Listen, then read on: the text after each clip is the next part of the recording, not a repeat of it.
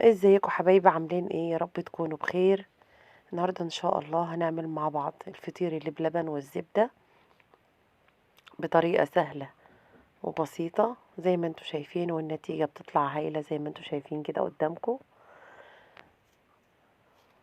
ويلا بينا بقى على المقادير. طبعا زي ما انتوا شايفين المقادير، انا هعمل 3 كيلو دقيق، وعندكم بقى ده لبن وزبادي. يعني كان لما بيفيض عندي زبديه رطل لبن رايب بعينه في الفريزر، وطبعا جمعتهم مع بعض ودفيتهم شوية. وهنا طبعا 3 اكياس خميرة على كل كيلو كيس خميرة. وطبعا سمسم انا محمراه بالسمنة زي ما انتوا شايفين، وذرة ملح، معلقتين لبن بودرة. وطبعا الخميرة 3 اكياس خميرة على كل كيلو كيس، وكيسين بيكنج باودر. هنا هنحط لبن البودرة والملح، طبعا معايا جنى بنتي بتساعدني. وهنحط كيسين بيكنج باودر زي ما انتوا شايفين كده.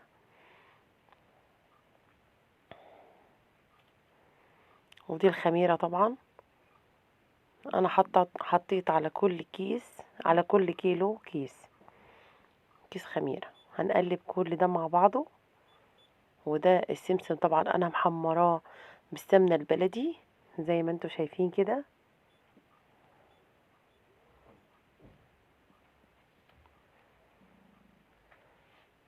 هنقلب كل الكلام ده مع بعضه.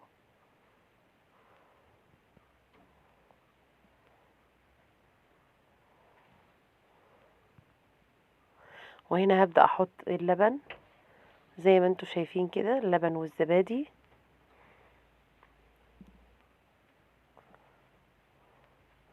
هبدأ احطه يعني بشويش، واحدة واحدة زي ما انتوا شايفين كده. وهنا بقى هحط سمنة على زبدة زي ما انتوا شايفين كده، سمنة على زبدة. يعني حوالي على 3 كيلو حطيت كوباية كبيرة سمنة على زبدة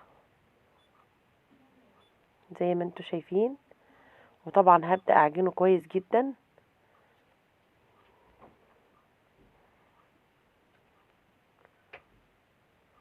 زي ما انتوا شايفين كده لحد ما السمنة والزبدة تدخل جوه العجين. هنعجنه كويس جدا. وكده انا عجنته شايفين. وكده انا كنت سايباه بقى يخمر، هو كده خمر ده قدامكم زي ما انتوا شايفين. وهنا بقى هبدأ اشكل العجين. طبعا هشكله لكرات صغيرة.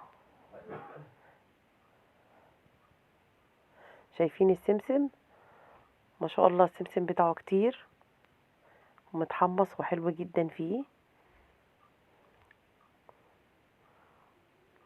زي ما انتوا شايفين. دي ايد بنتي مش عارفة تعمل حاجة. هي بس عايزة تعطلني.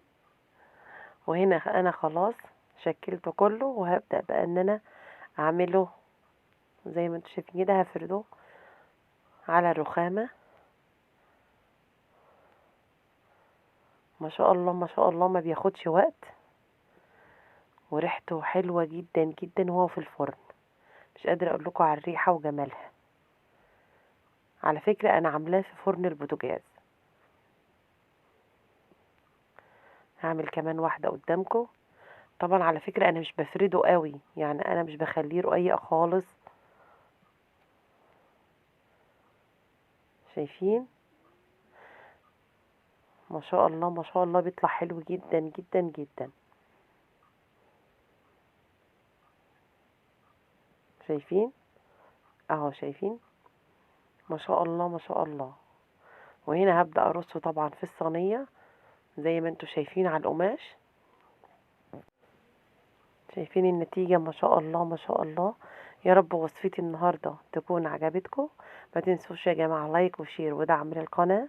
والسلام عليكم ورحمة الله وبركاته.